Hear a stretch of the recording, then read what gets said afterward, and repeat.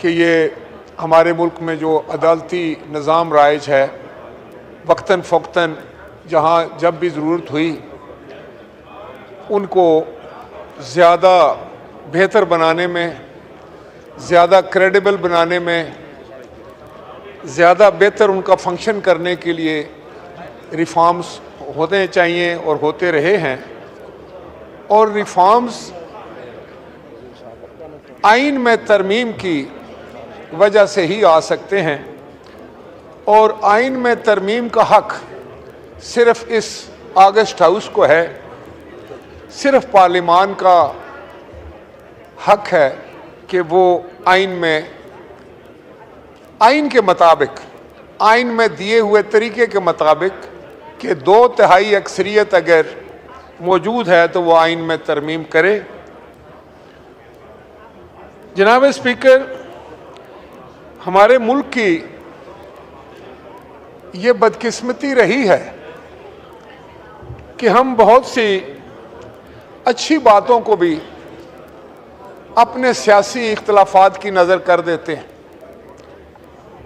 मुझे याद है कि 1973 से पहले पाकिस्तान जो था वो सरजमीन बेआइन था, इस सरजमीन पर आइन नहीं था। फिर एक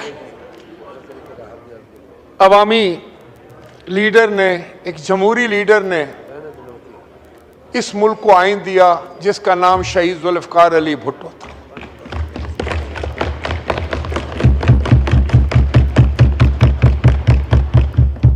यहाँ बात मैं रिकॉर्ड पे रखना चाहूँगा कि उस वक्त की असेंबली में शहीद जुल्फ़िकार अली भुट्टो को 2/3 से ज़्यादा अक्सरियत हासिल थी,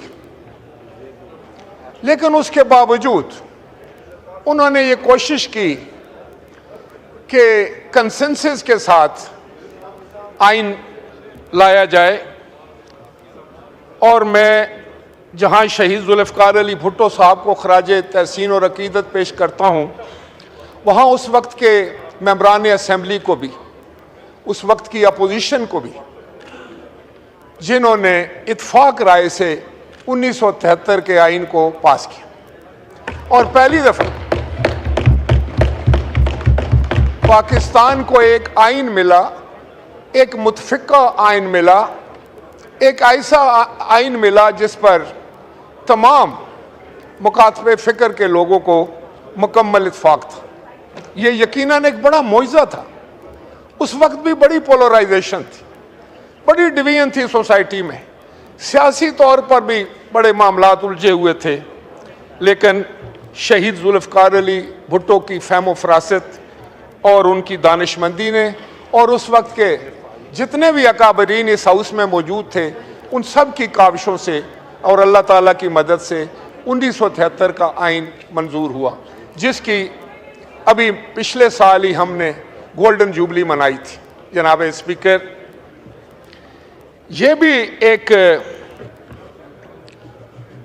सितम ज़रीफ़ी है कि शहीद जुल्फ़िकार अली भुट्टो को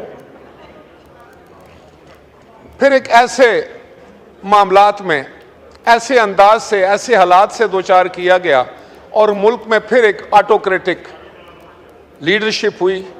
मुल्क में अमलन मैं समझता हूँ इस आइन को मातल किया गया और एक वन मैन शो था, और उस शख्स ने इस पार्लिमान की जितनी भी पावर्स थी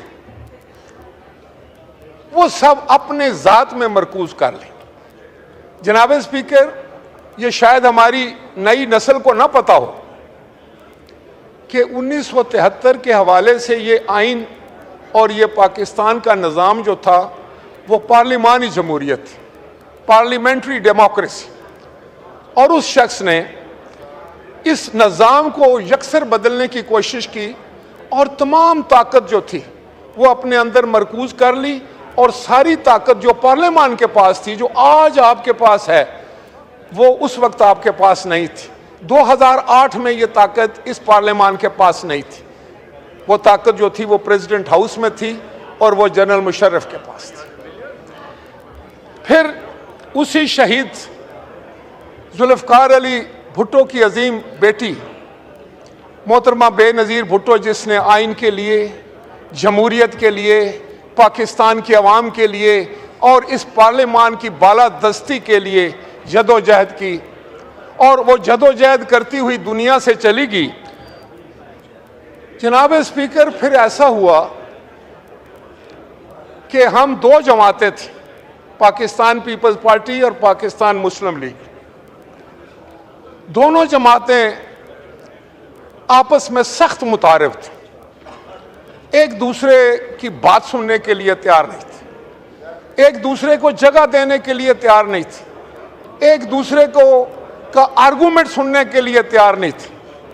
बहुत मुश्किल हालात थे उस वक्त। मैं समझता हूं कि यह भी एक करिश्मा हुआ कि शहीद मोहतरमा बेनज़ीर भुट्टो और जनाब मोहम्मद नवाज शरीफ साहब के दरमियान एक चार्टर ऑफ डेमोक्रेसी हुआ।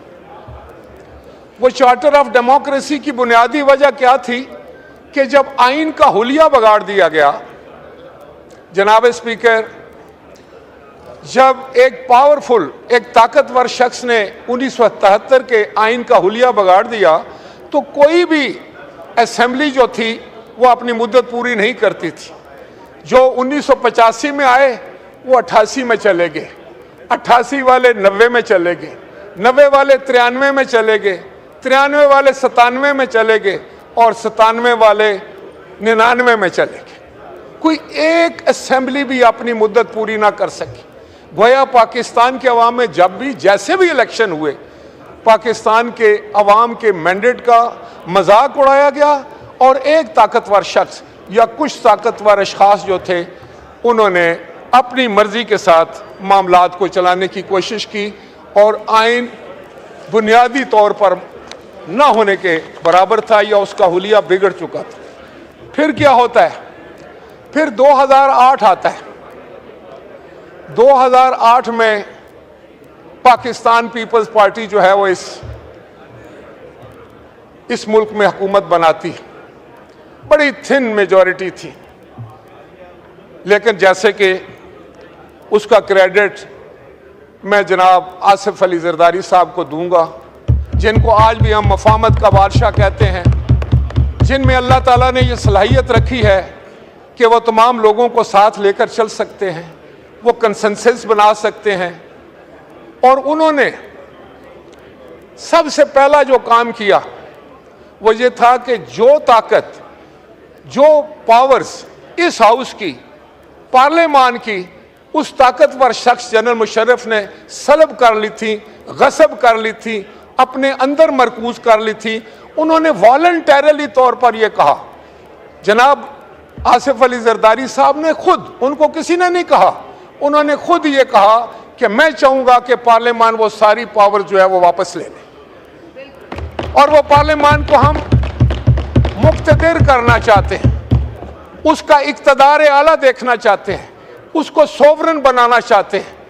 यह एक जमहूरी सोच का शख्साना था जो शहीद जुल्फ़िकार अली भुट्टो से चली, शहीद मोहतरमा बेनज़ीर भुट्टो से चली और जनाब आसिफ अली जरदारी साहब के पास आए, जिन्होंने उस वक्त ये कहा था पाकिस्तान खपे।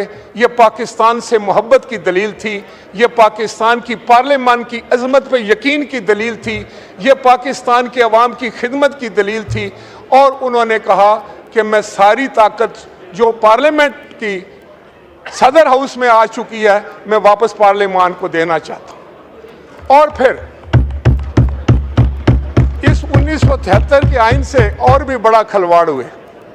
इसका तो हुलिया बदल चुका था, तो फिर 18वीं तरमीम लाने की जो है वो ठान ली गई।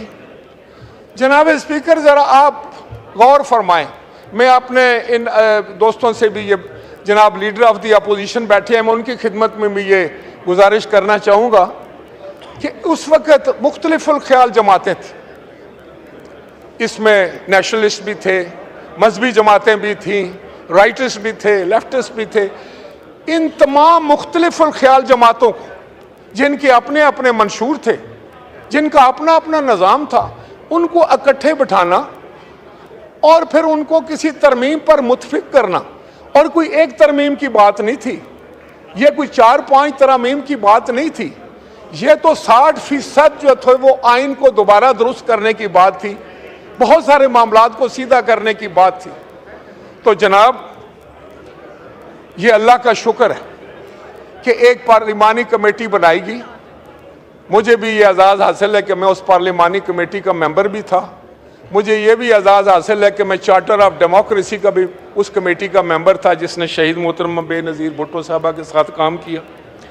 तो ये तरमीम हुई और वहां पर जितनी भी गलतियां थी उनको दुरुस्त कर लिया गया। अब जनाब स्पीकर, एक बात जिसको मैं खुद तस्लीम करता हूं कि हमसे गलती करवाएगी, किन हालात में करवाएगी, क्या मारूजी हालात थे कि 8-9 माह की मुशक्कत के बाद कई सैकड़ों घंटे, हजारों घंटे की कंसल्टेशन सिविल सोसाइटी के साथ, लोगों के साथ, एक्सपर्ट के साथ, बार्स के साथ और फिर पूरे पार्लियामेंट्री और सियासतदानों के साथ हम एक चीज़ पर एग्रीड कर चुके थे और खौफ हमें यह दिलाया गया कि आपने जो जुडिशल सिस्टम को बनाने की कोशिश की है, जो जजेस की अपॉइंटमेंट का आपने निज़ाम वज़ा करने की कोशिश की है, हम उसको नहीं मानते। अगर आप यही रखेंगे तो हम आपकी सारी अमेंडमेंट जो है, टोटल 18वीं तरमीम, इसको ख़त्म कर देंगे।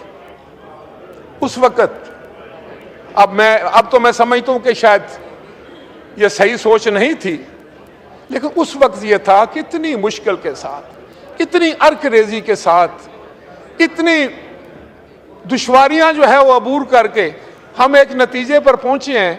अब अगर फिर हमें सिफर से शुरू करना पड़ा, हो सकता है कि हम दोबारा ना कर सके या कोई और रास्ते में परेशानियां आ जाएं तो हम इस जगह पर ना पहुंच सकें।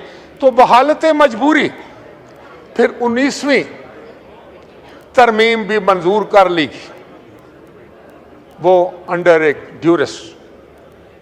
वो मैं समझता हूं कि ज्यादती थी इस पार्लिमान के साथ, इस पार्लिमान की अजमत के खिलाफ मैं समझता हूं एक बात थी, इसकी डिग्निटी के खिलाफ एक बात थी और इसके इक़्तिदार आला के खिलाफ एक बात थी। जब मैं पार्लिमान की बात करता हूं जनाब स्पीकर, तो मैं 25 करोड़ अवाम की बात करता हूं कि ये ईवान जो है, ये 25 करोड़ लोगों की दानिशगाह है, ये उनके जज्बात की अक्कासी करते हैं और यहाँ बैठे हुए लोग जो हैं वो 25 करोड़ लोगों के नुमाइंदा है। तो जब ये मंजूर कर लिया गया तो फिर एक अजीब निज़ाम वज़ा होना शुरू हो गया। जुडिशरी जिसने बिल्कुल एक ऐसा किरदार अदा करना था जो इस मुल्क में इस्तेकाम लेकर आता, जो इस मुल्क के आम लोग, गरीब लोगों को जिनका कोई आसरा नहीं होता, उनको सस्ता और जल्द इंसाफ मुहैया करना था। लेकिन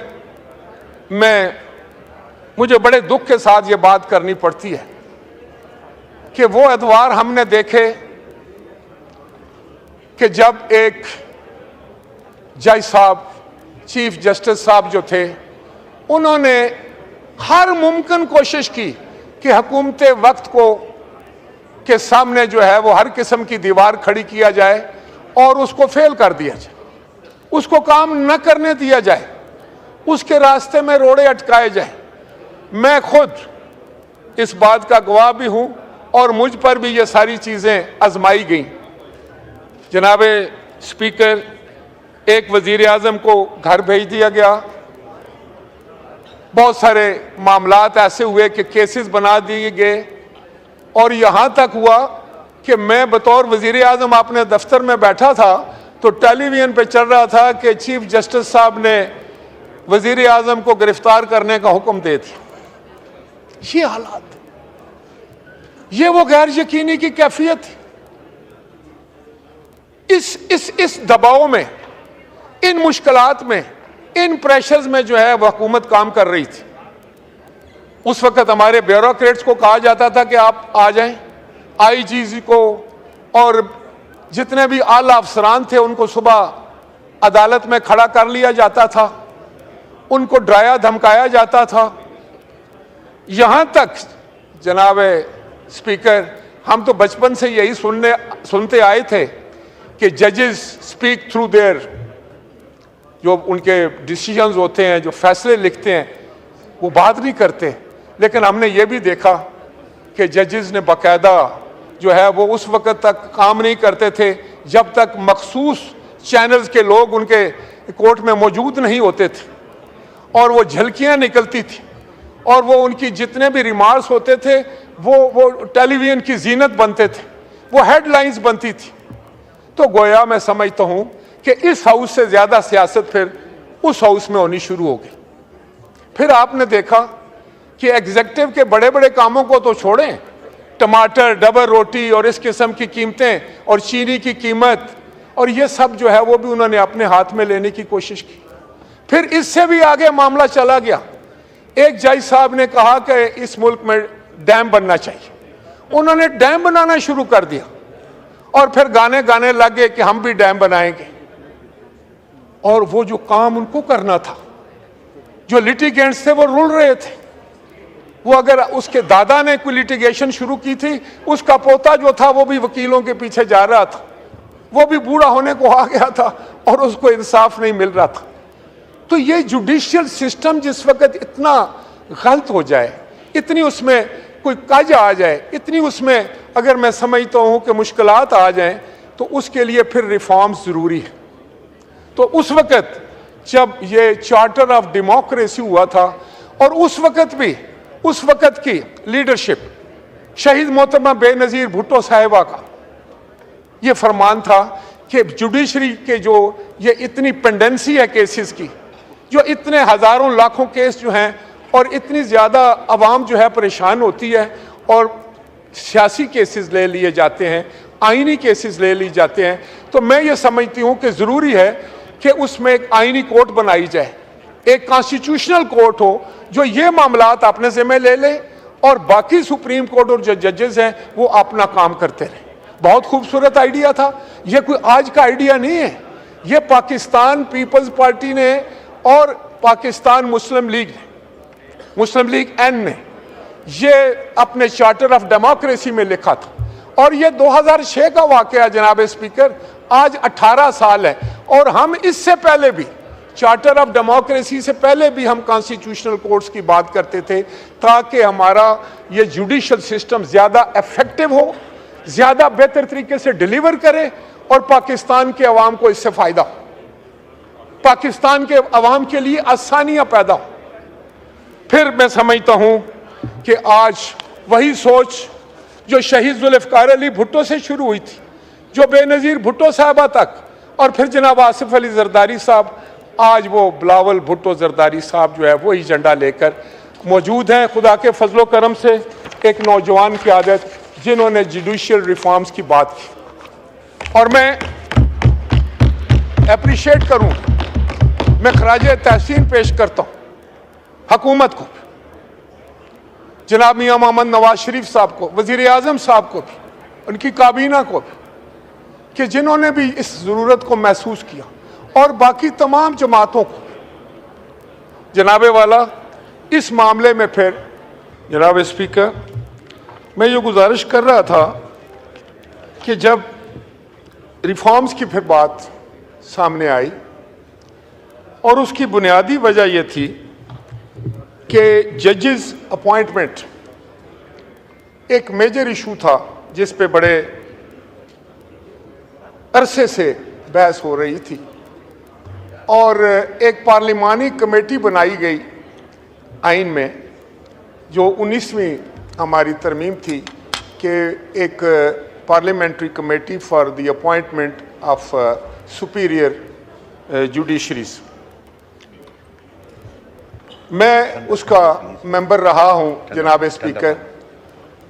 उसका काम एक पोस्ट ऑफिस का था, डाकखाने से ज़्यादा उसकी कोई हैसियत नहीं थी, ना तो आप उस पर कोई किसी को रोक सकते थे, जो भी। और उसका मैं ख्वाजा आसिफ साहब तशरीफ़ फरमा हैं, तो मैं इनकी इंफॉर्मेशन के लिए कि एक पेशावर हाई कोर्ट के एक जज साहब की अपॉइंटमेंट का केस आया, तो जो पार्लिमानी कमेटी थी इन्होंने मुतफिका तौर पर यह फैसला किया। और मुझे याद है कि मेरे भाई जनाब तशरीफ़ फरमा है यहाँ पर, तो हम दोनों मेंबर थे उसके। हमने उस जज को रोक लिया। चीफ जस्टिस के वो रिकमेंडी थे पेशावर हाई कोर्ट ने, उन्होंने एक पिटीशन करके तो पूरी कमेटी को नोटिस भेज दिया कि आप अपना सारा रिकॉर्ड लेकर हमारे पास आ जाए।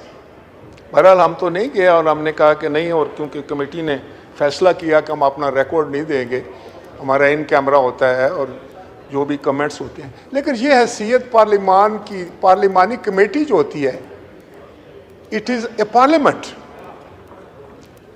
तो पार्लिमानी कमेटी और पार्लिमान की ये हैसियत यहाँ से इतनी इस हद तक कमज़ोर कर दी गई थी।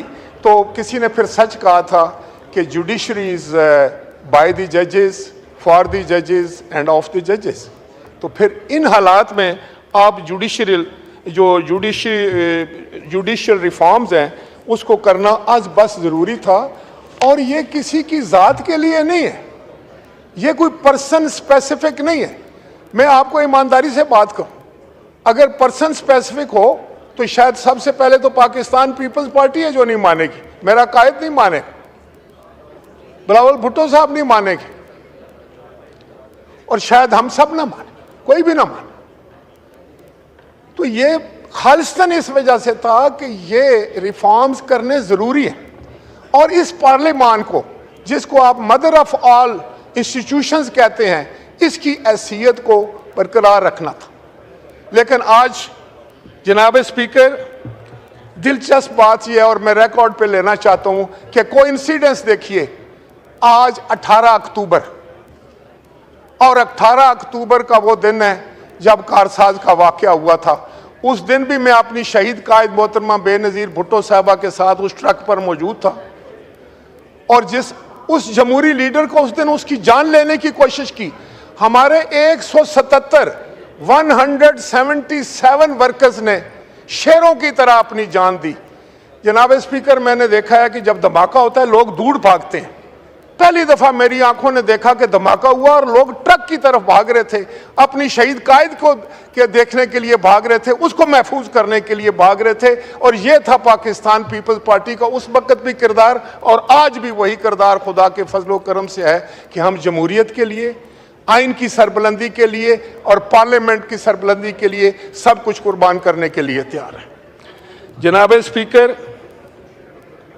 मैं आपसे गुजारिश कर रहा था कि चीफ जस्टिस साहबान हमारे लिए बड़े ही काबिल एहतराम हैं। वो हमारी एपेक्स कोर्ट के चीफ जस्टिस होते हैं और उनका एहतराम हम सब पर लाजम है, और हम चाहेंगे कि वो उनके एहतराम में किसी किस्म की कोई कमी ना आए। लेकिन ये जो रिफॉर्म्स होने जा रहे हैं, जिसके लिए कमेटी बनाएगी, जनाब बड़े एक सीनियर पार्लियामेंटेरियन सैयद खुर्शीद अहमद शाह साहब को मुतफ़क्का तौर पर उसका चेयरमैन मुंतखब किया गया, और उस कमेटी में अपोजिशन भी थी, हुकूमत भी थी, तमाम तकरीबन जमातें उसमें रिप्रेजेंटेड थी। और मैं अप्रिशिएट करना चाहूँगा, मैं खराज तहसीन पेश करना चाहूँगा तमाम मेंबरान कि सब ने अपना मस्बत किरदार अदा किया। मैं अपोजिशन को भी खराज तहसीन पेश करना चाहूँगा कि मैं समझता हूँ कि चेयरमैन बैरिस्टर साहब ने भी, लीडर ऑफ द अपोजिशन साहब ने भी, और जो हमारे चीफ विप हैं इन्होंने भी बहुत अच्छे अंदाज से उसमें पार्टिसिपेशन की, मीटिंग्स को अटेंड किया और अपनी इनपुट दी। यही तरीका हुआ करता है, यही अंदाज होता है जिंदा कौमों का। और ख़ास तौर पर जो आईन पाकिस्तान की बात होती है, तो आइन किसी एक फ़र्द वाहिद के लिए तो नहीं, किसी एक जमात के लिए तो नहीं। मैंने पहले आपसे ये अर्ज़ की कि शहीद जुल्फ़िकार अली भुट्टो के पास 2/3 मेजॉरिटी से ज़्यादा मेजॉरिटी थी, लेकिन उन्होंने फिर भी ये कोशिश की कि अगर कोई छोटी अपोजिशन भी है उसको भी शामिल किया जाए, क्योंकि ये पूरी कौम का एक दस्तावेज़ होती है, ये पूरा एक ज़ाब्ता होता है पूरी कौम के लिए। और हमेशा आने वाले वक्तों के लिए। तो मैं ये समझता हूँ कि आज एक जो मसवदा था वो पीपल्स पार्टी ने अपना एक मसवदा दिया, जमीयत उलमाए पाकिस्तान एफ ने अपना एक मसवदा दिया, ANP ने भी दिया, BNP ने भी दिया, दूसरी जमातों ने भी दिया, हुकूमत की तरफ से भी एक मसवदा आया और उस मसवदे जो सारे जो थे उसको स्टडी किया गया, उस पर बहस की गई, उसको डिबेट किया गया। और मुझे बड़ी खुशी है कि PTI की तरफ से भी, हमारी अपोजिशन की तरफ से भी उस पर बिल्कुल अच्छे अंदाज से बड़े दलाइल के साथ जो है उन्होंने उसमें उस बहस में हिस्सा लिया।